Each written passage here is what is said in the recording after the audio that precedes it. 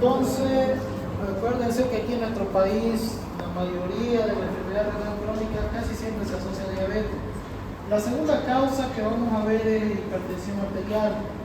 Y yo, por ejemplo, cuando fui al Beni a hacer mi año de provincia, me sorprendí que habían renales crónicos con 30, 25 años. Y el hecho de que allá pues, el consumo de alimentos altos en sal es abundante. Ustedes ya sabrán el Chaco, ¿no? Ya consumen desde el nacimiento. Y da la casualidad, por ejemplo, en Trinidad era la ciudad de Beni que tiene mayor cantidad de renales crónicos porque allá no hay agua potable, ¿no? Y es algo que yo me llamaba la atención, ¿no? El hecho de que, por ejemplo, allá pagan por el agua 45 bolivianos mensual, si no me equivoco, para que ellos tengan que utilizar una manguera conectada a una bomba para llenar un váter con agua, y con eso, esa agua que llenan, no la usan ni siquiera para el consumo, solamente para lavar ropa, utensilios, etc. Y el agua que ellos consumen tienen que comprar de bidones, de sifones. Y uno dirá, pues, ¿qué es lo que pasa? Digamos, si el Beni está llenito de río y no puede ser que no haya una represa de agua potable en la ciudad, sobre todo en la capital del departamento. Y bueno, tendría que haber un poco de corrupción y un poco de descuido de su misma población. Da la casualidad que los dueños de las embotelladoras de agua allá en Trinidad eran los mismos médicos del colegio médico de Trinidad. Entonces, por más de que no había médico que reclame, por favor, pongan una planta de agua así de estilo Zaguapaco Macá, ¿no? Entonces, es un negocio redondo para ellos, digamos, ¿no? ¿Por qué? Porque la gente sigue comprando el agua. Y allá, en vez de consumir agua, antes de que llegaran las empresas de sifones de agua, consumen Coca-Cola. Entonces casi es patognomónico que si ven a uno de sus compañeros que es veniano y es adicto a la Coca-Cola, es por eso, porque allá si no toman agua, Coca-Cola, van a ver, son adictísimos a la Coca-Cola, aparte del charco. Van a ver, los venianos son así. Y aparte que, ¿cómo reconocer a un veniano por la calle? Si sube al micro y se cae, es porque nunca andaba en micro. Recién está viendo una línea de micro allá en Trinidad, si no me equivoco. Estuvo un tiempo y la bloquearon los mototaxistas. ¿Por qué? Porque los micros le estaban robando los clientes. Entonces ya saben. Bien. Concepto. También llamada insuficiencia renal crónica es la pérdida gradual y lenta de la función renal que ocurre a lo largo de meses o años, ¿no? Hay que tomar en cuenta de que si ustedes no logran compensar al paciente que está sufriendo una insuficiencia renal aguda, a cabo de meses o años va a producir una insuficiencia renal crónica. Y se caracteriza por valores de filtrado glomerular menor a 60 ml minuto por más de 3 meses de evolución. Y la presencia de marcadores de daño renal, como alteraciones en el sedimento o daños estructurales en el riñón. Normalmente cuando el riñón ya empieza a dañarse de manera irreversible, va a disminuir de tamaño, sobre todo la relación córtico-medular. Normalmente la corteza es un poco más delgada que la médula, pero empieza a reducir también su diámetro, ya cuando ésta se empieza a dañar. Es una enfermedad que afecta al 10% de la población mundial, más común en personas de la tercera edad y personas con diabetes mellitus e hipertensión arterial. En la literatura que yo leí para sacar este tema dice mujeres, en el Harrison dice que más predominante en hombres, así que yo de preferencia no lo metí, ¿ya? Pero lo que sí ambos coinciden es que se relaciona mucho con la diabetes mellitus y con la hipertensión arterial. La enfermedad renal crónica se considera el destino final común de una constelación de patologías que afectan al riñón de forma crónica y que es en general asintomática hasta fases avanzadas. Se podría decir, ya vamos a ir viendo las escalas de enfermedad renal crónica, que hasta estadio 3 de la enfermedad renal crónica el paciente no va a manifestar ningún tipo de sintomatología, ¿ya? Entonces por eso que esta es una enfermedad muy silenciosa. También por eso en nuestro país es la mayoría de los pacientes que se les detecta esto casi siempre acaban en diálisis o, como dicen los nefrólogos, tratamiento de restitución de la función renal, ¿ya? O tratamiento suplementario de la función renal. Eso. Causas de enfermedad renal crónica: causas primarias, secundarias y genéticas. Entonces se dividen en tres las causas. La primera causa, que son las primarias, son aquellas que afectan directamente a los riñones sin una enfermedad sistémica subyacente. Afectan predominantemente el compartimiento glomerular, ¿ya? Luego, causas secundarias son las que resultan de patologías de carácter sistémico, en general multiorgánico y multicompartimental del riñón. Un claro ejemplo podrían ser las enfermedades autoinmunes, la diabetes mellitus tipo 2 y la hipertensión arterial. Causas genéticas hereditarias: se transmite a través de material genético de padres o hijos, puede manifestarse al nacer o a lo largo de la vida. Normalmente este tipo de patologías hereditarias, las más comunes, es cuando nace con estenosis de una arteria renal o el famoso riñón en herradura. Cuando un paciente nace con un riñón en herradura, a ese paciente se lo considera monorreno. ¿Qué quiere decir monorreno? Con un solo riñón. Ahora ustedes me dirán, ¿puede vivir con un solo riñón? Sí, pero ese riñón que tiene lo tiene que cuidar como oro, ¿ya? Entonces es muy importante ese tipo de datos. Y algo para ustedes, lo que piensan ser o sueñan con ser pediatras: no solo se aboquen a hacer lo que hacen la mayoría de los pediatras de ver, digamos, ¿no?, si las retinas están bien, si hay fotorreacción, de hacer solo la prueba del talón. No, abóquense también de buscar este tipo de malformaciones como el riñón en herradura. Créanme que es muy común, igual la estenosis de la arteria renal, ¿ya? A veces los niños por fuera se los ve sanito, pero no mandan a hacer una ecografía para ver si no nació con algún tipo de malformación, en este caso de los riñones. También aplica mucho esto, ver el desarrollo psicomotriz de los pacientes, y pueden estar evitando algún tipo de malestar más adelante en ese paciente. Tengo un compañero de colegio, por ejemplo, que su hija había nacido con un riñón en herradura y lastimosamente también había nacido con una pequeña estenosis uretral, su hija. Y da la casualidad de que el pediatra no revisó eso, y esta niña cada vez hacía infecciones urinarias, ¿ya? Hasta que al año de edad, digamos, tuvo una hidronefrosis bastante jodida. Resolvieron, descubrieron que tenía una pequeña disminución del tamaño, del diámetro de la uretra, hicieron una cirugía, y ya después descubrieron que tenía un riñón en herradura y que por la hidronefrosis había perdido casi el 50% del funcionamiento del riñón que le servía. Actualmente esa niña lastimosamente dializa, ¿no? Y todo se pudo haber evitado si es que el neonatólogo, en este caso, hubiera revisado totalmente al niño. Entonces no solo se enfoquen en hacer las pruebas complementarias,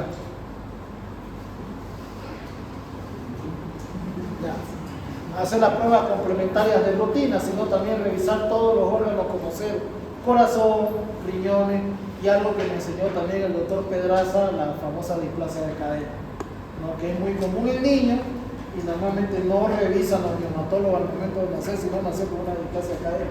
Y ustedes saben que las maniobras son relativamente sencillas, y con la flexibilidad que tiene la caderita del niño no le va a doler, ¿no? En este caso, ¿se acuerdan cuáles son las maniobras?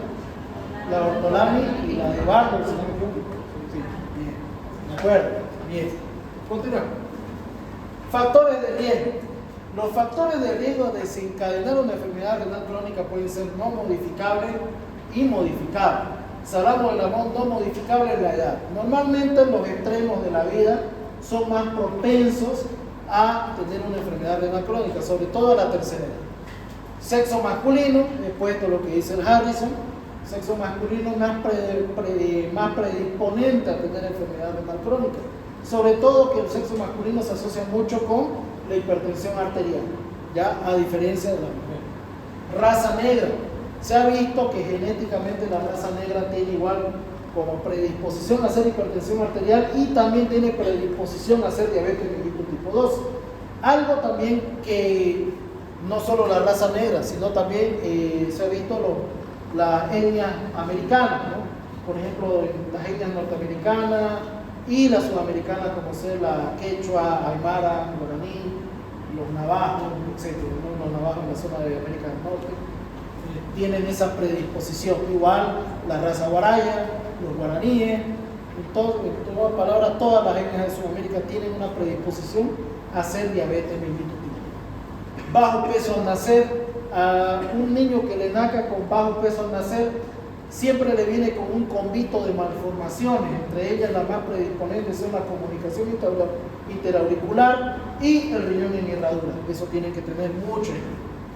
Bajo nivel sociocultural, eso se ha visto en nuestro país, que a pesar de que tenemos índices altos de pobreza, también tenemos diabetes mellitus tipo 2. Si ustedes revisan los manuales de la OMS hasta hace 15 años, la diabetes mellitus tipo 2 se consideraba una enfermedad de la riqueza. Normalmente decían enfermedades de la riqueza, enfermedades de la pobreza. No, entre la pobreza estaba la tuberculosis y la riqueza estaba la hipertensión arterial y la diabetes. Pero se ha visto que en África, en Sudamérica, que son lugares donde los índices de pobreza son altos, hay diabetes mellitus, y esto predispone a la aparición de enfermedad renal crónica. ¿Y por qué será?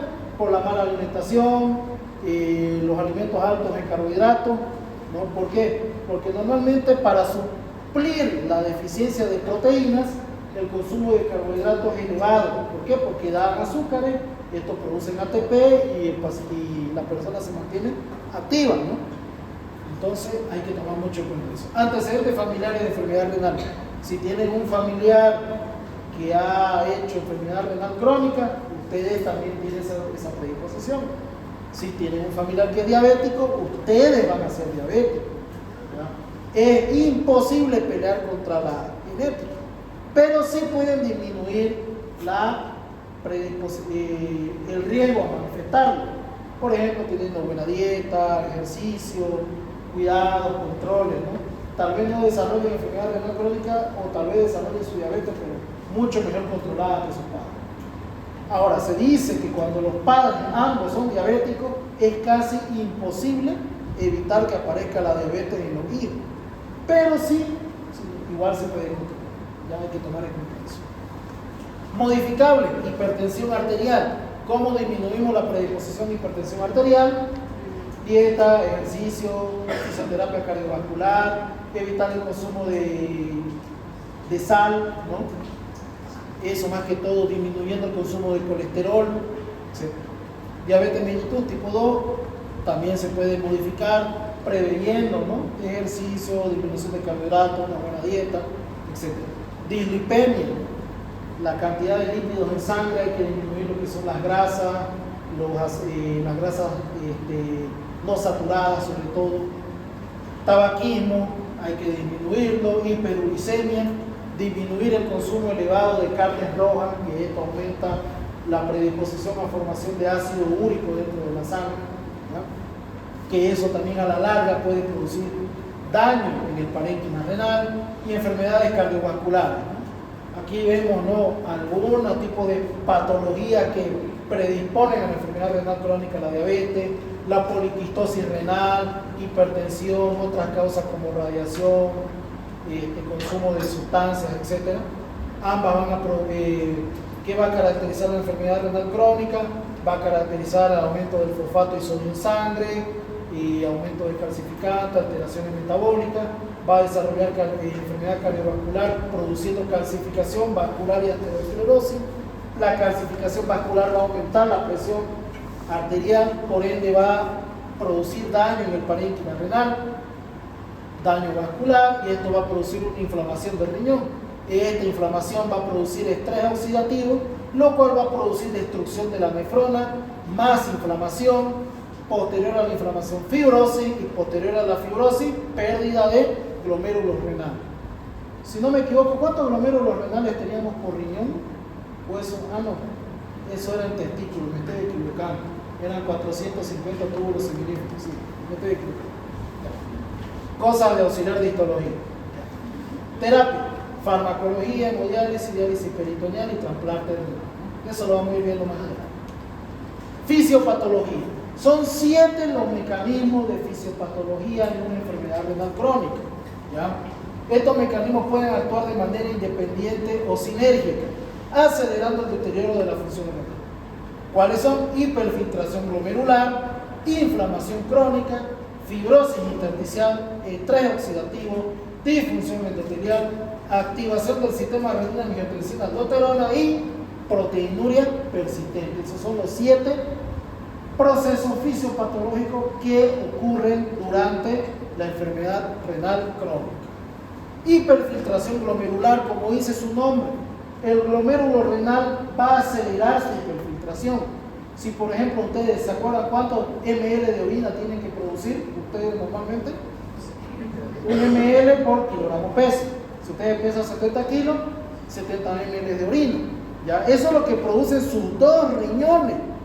Ahora, ¿qué es lo que pasa en el monorreno, en el paciente que ya tiene daño en un solo riñón? Un riñón tiene la capacidad de poder realizar el filtrado de 2 riñones tranquilamente. Imagínense los pacientes que nacen con un solo riñón. Su riñoncito, ese ml de orina que filtra su cuerpo, en vez de ser hecho por 2 riñones, lo va a hacer 1 y tranquilamente lo puede realizar. El problema es que si ustedes van forzando con distintas enfermedades el filtrado glomerular, va a terminar dañándose el ovillo capilar y produciendo inflamación del glomérulo y fibrosis, ¿ya? Por ejemplo, en patología de insuficiencia renal aguda, una fase común es la hiperfiltración glomerular. Al comienzo, cuando el paciente está haciendo una insuficiencia renal aguda, va a haber hiperfiltración y el paciente lo va a manifestar como poliuria. Y por eso es que a veces los médicos pensamos de que el funcionamiento renal está adecuado a pesar de que el paciente está orinando. Por ejemplo, hacen laboratorios de creatinina y la creatinina ya está en 1.5, eso no es normal. Pero como lo ven al paciente orinando, dicen, ya está orinando el paciente, no hay ningún problema. Pero ojo, si hay elevación de azoado y hay poliuria en un paciente, ustedes tienen que estar a la expectativa de que posiblemente esté haciendo una hiperfiltración glomerular. ¿Eso qué significa? Que va a llegar un momento donde va a colapsar el sistema renal y va a producir el resto de eventos que vamos a ir visualizando, ¿no? La capacidad de los riñones para aumentar la tasa de filtrado glomerular en respuesta a ciertos estímulos bajo condiciones fisiológicas o patológicas se denomina reserva funcional renal.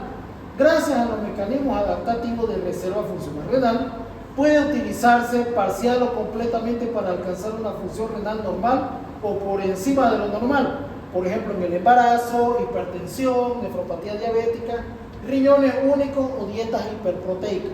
Entonces, cuando ustedes cursan por este tipo de eventos, va a haber hiperfiltración glomerular. Es por eso que las embarazadas se van a dar cuenta, si han conocido a su madre cuando se han embarazado de sus hermanos, o tienen alguna hermana que se ha embarazado, etc., van a ver que empiezan a orinar bastante. Y no solamente porque el feto obstruye las vías urinarias, sino porque el riñón tiene que filtrar la sangre de la madre y también tiene que filtrar la sangre que pasa por la placenta de la madre, ¿no? Que es la que irriga al feto en este caso, ¿no? Entonces van a haber estos casos de hiperfiltración glomerular, pero ojo, puede colapsar en cualquier momento si es que se descompensa, si durante el embarazo hay una eclampsia, hay una hipertensión del embarazo, hay una nefropatía diabética o es un solo riñón, cualquier rato va a colapsar ese riñón. Entonces la primera fase es hiperfiltración glomerular. El aumento patológico del filtrado glomerular explicaría la progresión de la insuficiencia renal y el daño estructural glomerular en pacientes con reducción del número de nefronas funcionantes. Bien, inflamación crónica. La inflamación persistente en el tejido renal estimula la liberación de citocina y factores de crecimiento que promueven la fibrosis y cicatrización, afectando la arquitectura renal. Bien, entonces,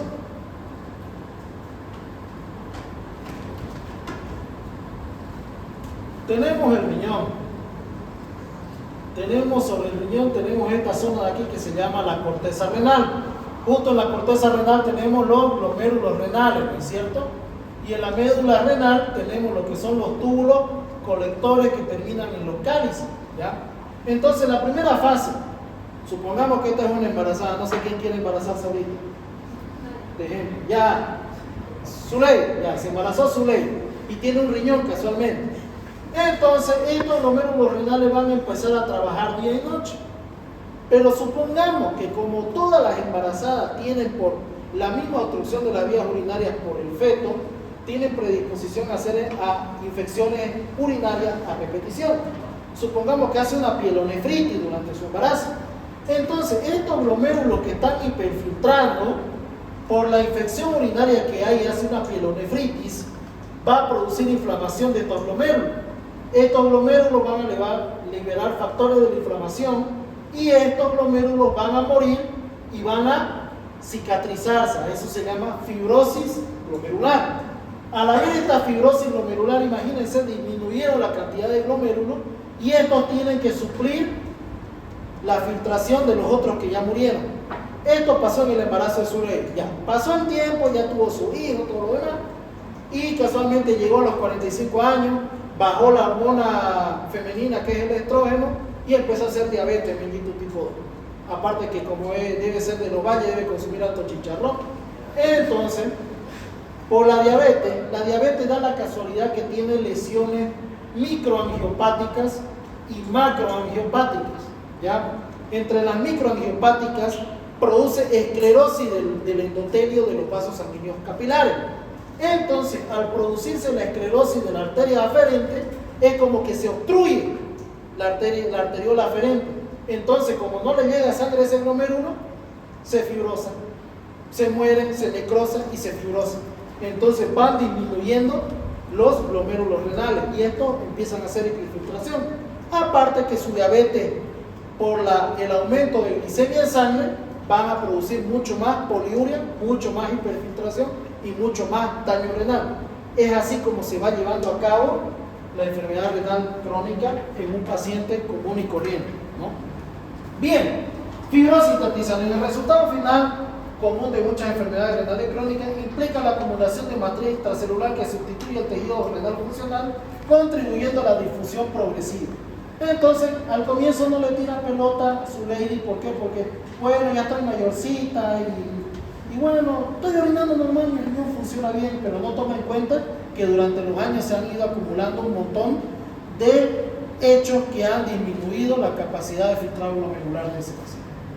Estrés oxidativo, el aumento de la producción de especies reactivas de oxígeno y la disminución de la capacidad antioxidante provoca daño oxidativo en las células renales, acelerando la progresión de la enfermedad. Con el pasar del tiempo, esto va a ir acelerándose. Disfunción endotelial, el endotelio dañado pierde su capacidad de regular el tono vascular, lo que resulta en la isquemia y daño adicional de los tejidos renales. Activación del sistema renina-angiotensina-aldosterona. Muy bien. Antes de que veamos esto, ¿por qué creen que se activa el sistema renina-angiotensina-aldosterona en estos pacientes? Con lo que he explicado anteriormente. Para compensar la bulimia. ¿Por qué? Porque automáticamente, como los glomérulos no están recibiendo la sangre adecuada, los quimioreceptores y los los paroreceptores detectan la disminuida de llegada de sangre a sectores de la corteza renal. Entonces eso activa, manda una señal al cerebro y empieza a activar el sistema renina-angiotensina-aldosterona como si hubiera hipovolemia en el riñón. Y ustedes saben que el sistema renina-angiotensina-aldosterona va a aumentar la presión arterial. Y en este caso, en el caso de Zuley, a pesar de que no ha tenido una hemorragia o una pérdida de volemia, se va a activar este aumento de la presión arterial, va a dañar las pocas arteriolas aferentes que aún siguen funcionando y más daño a los glomérulos renales. Entonces es un círculo vicioso que se va a activar, ¿no? En el sistema, este sistema regula la presión arterial y el equilibrio de sodio, pero su activación crónica contribuye a la hipertensión, fibrosis, empeorando la progresión de enfermedad renal crónica. Luego, proteinuria persistente. La presencia de proteína en la orina indica daño glomerular y también es nefrotóxica para los túbulos, provocando inflamación y fibrosis tubular. Ahí terminan al hacer fleco todo el riñón. Y normalmente los pacientes pasan años orinando proteína y recién empiezan a manifestar los síntomas cuando la pérdida de proteína es tan abundante que ya empiezan a hacer los famosos edema. ¿No? ¿Por qué? Porque la proteína de mayor abundancia en la sangre, ¿cuál es? La albúmina. Entonces la albúmina es la que controla la presión ocótica. Y entonces, como se ha perdido gran cantidad de proteínas, entonces va a empezar a hacer edema. ¿Por qué? Porque la agua va a empezar a escapar hacia el intersticio tisular de todo el organismo, ¿no? Y no solo eso, ¿qué otro tipo de proteínas hay en la sangre? Aparte de la albúmina. Los anticuerpos. Van a ver que estos pacientes empiezan a enfermarse muy seguidamente. Ahí van a decir, pucha, ¿por qué me enfermo si yo era sanita? Va a decir su médico, yo comía mote como buena bailarina todos los días, no me enfermaba. Esa frase me dice, te digo a mis pacientes bailarines, pero si ya he comido mote, doctor, ¿por qué me enfermo? Y a ver, la señora, esa es buena, ¿no? ¿Qué más aparte de inmunoglobulina? Factores de coagulación.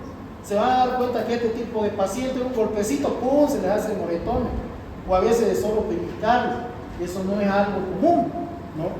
Entonces, muy importante ese tipo de sintomatología, ¿no? Normalmente aquí tenemos un túbulo intersticial normal y miren uno ya todo fibrosado, ya con los vasos capilares totalmente colapsados, esclerosados, donde ya no puede llegar sangre para ver el intercambio a nivel de los túbulos colectores de sodio, potasio, cloro. Este déficit o esta fibrosis que hay en el intersticio del sistema peritubular va a hacer de que el potasio que hay en los vasos sanguíneos no sea eliminado por la orina. Entonces, una característica de los pacientes con enfermedad renal crónica es que tienen alta tendencia a acumular potasio. En otras palabras, hipercalemia o hiperpotasemia, como quieran mencionar. ¿Ya? Bien, entonces tenemos aquí un pequeño resumen de todo lo que hemos hablado, de todos los mecanismos que se activan durante una enfermedad renal crónica, ¿no? Que se lo he tratado de esquematizar con dibujitos y también aquí lo tenemos en un mapa conceptual para que lo lean con calma a su ritmo. Bien, clasificación de la enfermedad renal crónica. De acuerdo a las guías CADIGO, volvemos nuevamente con las escalas CADIGO, podemos clasificar la enfermedad renal en 5 estadios según el índice de filtrado glomerular y o daño renal. Están estadio 1, estadio 2, estadio 3A, estadio 3B, estadio 4 y estadio 5. El estadio 1, daño renal con función renal normal. Normalmente el filtrado glomerular va a ser mayor a 90 ml minuto. Ya vamos a ver cómo se saca el filtrado glomerular. 2. Daño renal con leve disminución del filtrado glomerular entre 80 a 60 ml minuto. La 3A y 3B, moderada disminución del filtrado glomerular. La 3A de 59 a 45 y la 3B de 44 a 30. Severa, disminución de la función renal en el estadio 4 de 29 a 15 y insuficiencia renal crónica ya completamente ya presente en estadio 5, menor a 15 ml minutos. Normalmente estos pacientes ya ni orinan. A veces, por ejemplo, a mis renales crónicos que yo tenía de pacientes, no orinaban. Ya decían, no, ya doctor, ya yo no orino porque ya mi tasa de filtrado glomerular es baja. Yo solo dializo. Y una vez creo que lo hidrataron tanto, mire doctor, oriné después de casi 3 años. 10 ml había orinado apenas, había tomado el tomate. O sea, así de crítica es el daño al filtrado glomerular. Riesgo de progresión, esta es otra parte de la escala de CADIGO que nos dice más o menos según la cantidad de proteínas que se puede hallar en algunos estadios, qué tan rápido puede evolucionar de un estadio 1 a un estadio 3. ¿Ya? Esto se lo voy a pasar con tiempo para que lo lean. ¿Ya? Pero aquí nos muestra cómo también valoran la cantidad de albúmina en orina que hay y dependiendo de ese valor, en el grado que esté, hay un riesgo alto de que esto progrese a un estadio 5 o un estadio 3. ¿Ya? Bien, estas son las 2 fórmulas que tienen que aprenderse, bueno, 3 fórmulas, sí, 2 fórmulas, o 3 fórmulas que tienen que aprenderse para manejar pacientes renales. ¿Ya? Una, esta de aquí es la principal. Tal vez no van a ver pacientes renales ustedes, pero si son especialistas del área clínica, tienen que saber que es la fórmula de Crocroft-Gold. ¿Ya? que esta es la que nos calcula el aclaramiento de creatinina o, como dicen algunos, el clearance de creatinina. ¿Para qué nos sirve el clearance de creatinina? Para nosotros saber qué tipo de antibiótico vamos a usar en ese paciente renal, ¿ya? ¿Por qué? Porque hay antibióticos y medicamentos que se tienen que ajustar en pacientes renales. Ya yo durante el año he dado algunos ejemplos, por ejemplo los opioides. No se puede dar muchos opioides porque estos tienden a recircular. Entonces, en pacientes renales crónicos hay que usar la fórmula de clearance de creatinina y ver cuál es el aclaramiento que tiene ese opioide que van a usar para que no cause recirculación en el paciente. Otro ejemplo, por ejemplo, pacientes que van a usar amicacina, levofloxacina, también tienen ajuste renal y para eso sirve esta fórmula. ¿Ya? ¿En qué contra? Si son hombres, van a hacer esta fórmula, 140 menos la edad. Este resultado lo van a multiplicar por el peso en kilogramos y lo van a dividir entre 72 por la creatinina que tenga en sangre ese paciente. ¿Ya? Sacan eso y va a salir el clearance de creatinina. Si son mujeres, ese resultado lo van a multiplicar por 0,85. Si son hombres, no lo multiplican por 0,85. Pero si son mujeres, sí, es una constante. ¿Ya? Ahora, estas fórmulas de acá son para sacar el filtrado glomerular. Hay varias tablas, hay aplicaciones actualmente donde ustedes pueden descargar una calculadora donde le meten todos los datos y le sacan. Pueden hacerlo, o si lo quieren hacer de manera manual, usan estos datos. Por ejemplo, si es un paciente varón que tiene una creatinina mayor a 0,9, va a usar esta fórmula. Si es un paciente varón con creatinina menor a 0,9, van a usar esta fórmula de acá, dependiendo, ¿ya? Y nos va a salir el filtrado glomerular. Y ya con eso ustedes con la escala CADIO van a saber en qué tipo de estadio se encuentra el paciente, ¿ya? Y en este caso esta es la segunda fórmula, que es la MDRD4 abreviada, que esta es para sacar para mujeres y para si en caso es afroamericano. Ya solamente aumentan este número al final de la fórmula.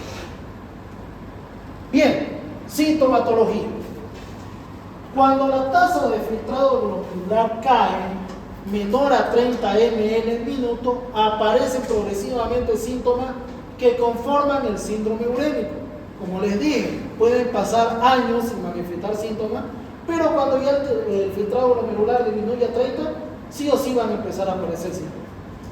Entonces, ¿qué síntomas hay en el síndrome urémico? Anorexia, náuseas, astenia, déficit de concentración, retención hidrosalina con edemas, parestesia, prurito e insomnio. Ustedes me dirán, doctor, ¿por qué hay náusea? ¿Por qué hay prurito? Es un mecanismo fisiopatológico que es a causa de la urea que hay en la sangre. Normalmente esta urea en la sangre es irritante del sistema nervioso y cuando esta se va acumulando en la sangre va estimulando los nociceptores y esto va a desencadenar de que los pacientes anden con prurito, la enfermedad renal crónica. También andan con anorexia porque esta urea, como circula por todo el cuerpo, va a llegar a la masa encefálica, a la corteza cerebral y va a empezar a producir disminución del apetito. Entonces estos pacientes con enfermedad renal crónica siempre andan con poco apetito, andan con náusea y esos son síntomas de que la urea está elevada en sangre. Se van a dar cuenta cuando ya tengan a sus pacientes que ya tienen enfermedad renal crónica. Cuando está la urea elevada no quieren comer, andan con sueño, andan rascándose y con náusea. Lo van a llevar a diálisis y vuelven de diálisis, vuelven con hambre, vuelven despiertos, vuelven como nuevos. ¿Por qué? Porque toda la urea que estaba acumulada en la sangre desencadenando las molestias fue eliminada, ¿no? En estos casos, entonces van a manifestar ese tipo de síntomas. La enfermedad renal crónica puede llevar a una serie de complicaciones graves que afectan la calidad de vida y aumentan el riesgo de mortalidad. Estas complicaciones incluyen anemia. ¿Por qué hay anemia? Porque al fibrosarse la mácula densa del riñón no va a haber producción de eritropoyetina. Entonces, ¿cómo vamos a ver la anemia en este paciente? vamos a ver que estos pacientes van a estar anémicos con una anemia de tipo normocítica, normocrónica. ¿Ya? ¿Cómo sabemos cuándo es normocítica y cuándo es normocrónica? ¿Alguien se acuerda?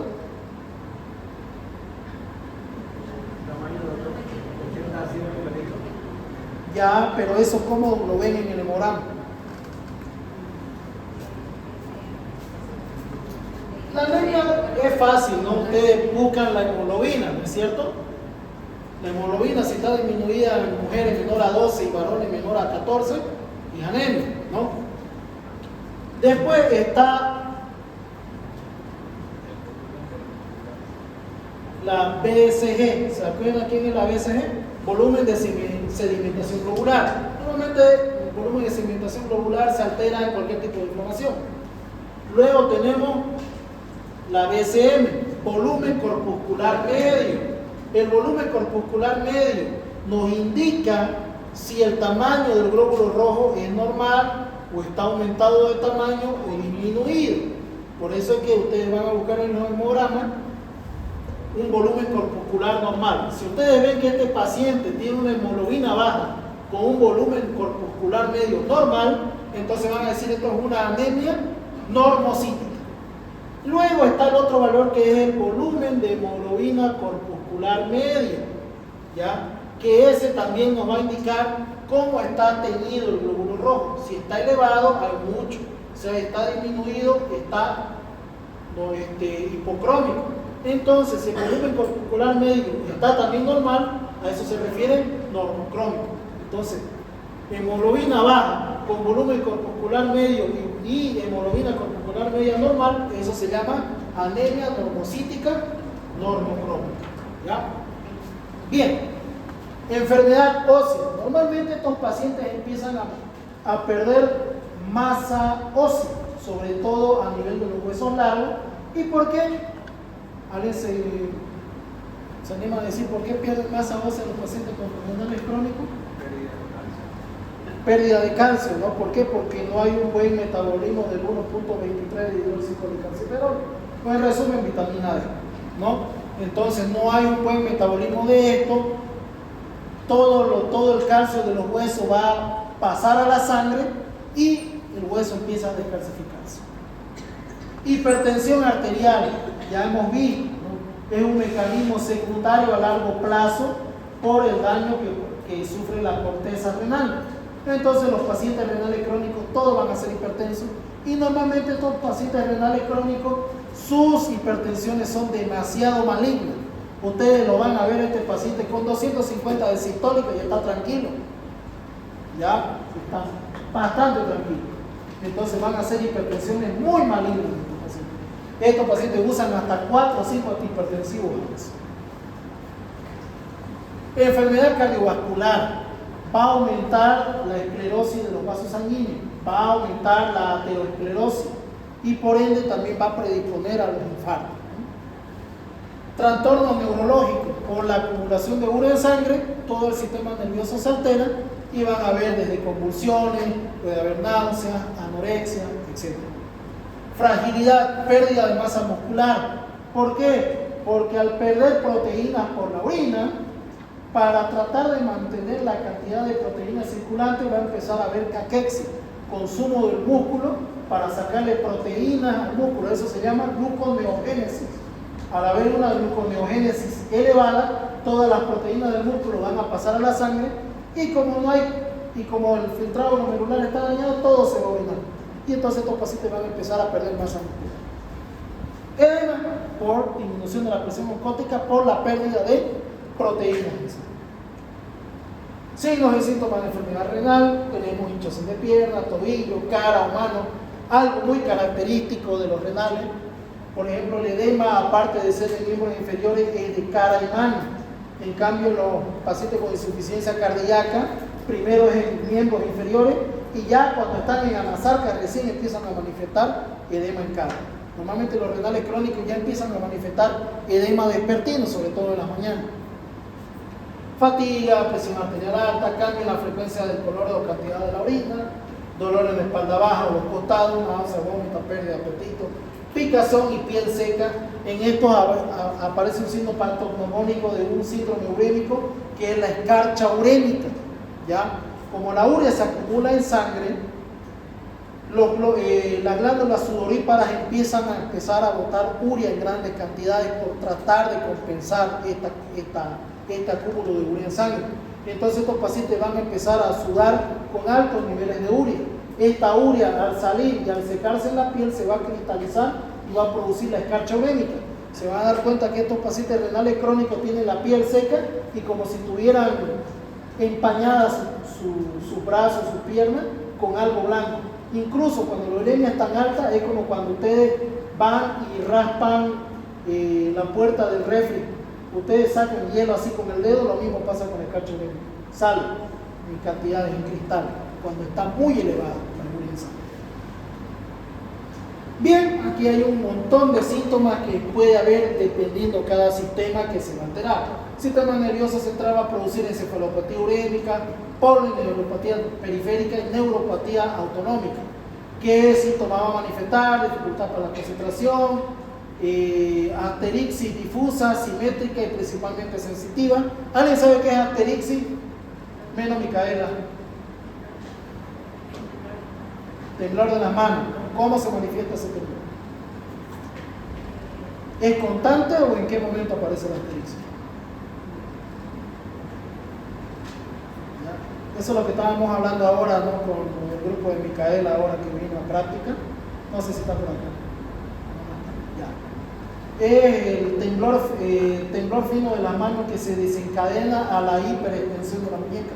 Ya normalmente el paciente está tranquilo, pero si ustedes le jalan la muñeca hacia atrás y la sueltan, empieza a temblar automáticamente.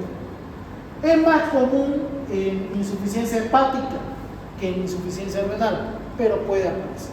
¿Ya? ¿Qué más va a haber? Hipotensión ortostática, respuesta normal, etc. Entonces, ¿qué va a haber en el sistema hematológico? Anemia, disfunción plaquetaria, déficit inmune, sistema cardiovascular va a haber hipertensión arterial, insuficiencia cardíaca congestiva, angina de pecho, arritmia. Ahora, ¿por qué va a producir insuficiencia cardíaca congestiva una enfermedad renal crónica?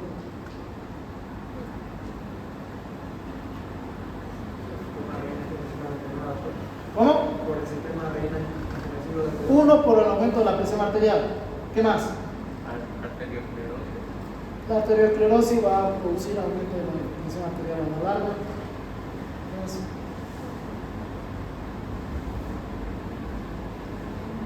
¿Aumento de la precarga?